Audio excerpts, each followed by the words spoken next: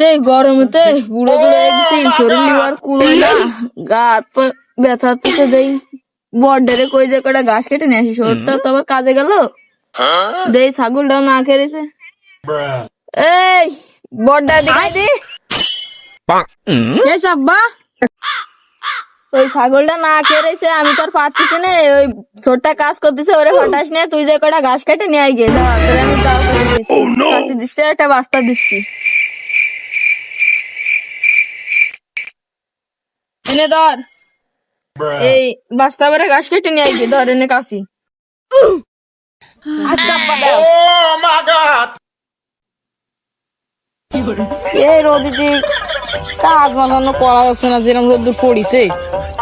মাল টাল অন্য খাওয়া হয়নি। দেখ ছোট ভাইটা কাজ করতেছে, তার দেখ ওরা ঘাস কাটা গিয়ে।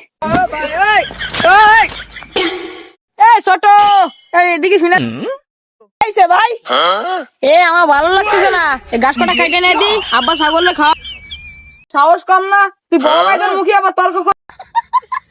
বাচ্চা ভাই ভাই ভাই যাচ্ছি, ভাই ভাই ভাই ভাই যাচ্ছি, ভাই এটা কাছে আর বাচ্চা যা ঘাস কেটে নিয়ে গিয়া। আব্বা তোর এখন ঘাস কাটি ভাই, তো আমার ঘাস কাটি বানাচ্ছিস না, বুঝিস তুই কি খাবি, তুই মাল খাবি না, তা আব্বার তুই আবার কথা করছিস, তোর সাহস কম না?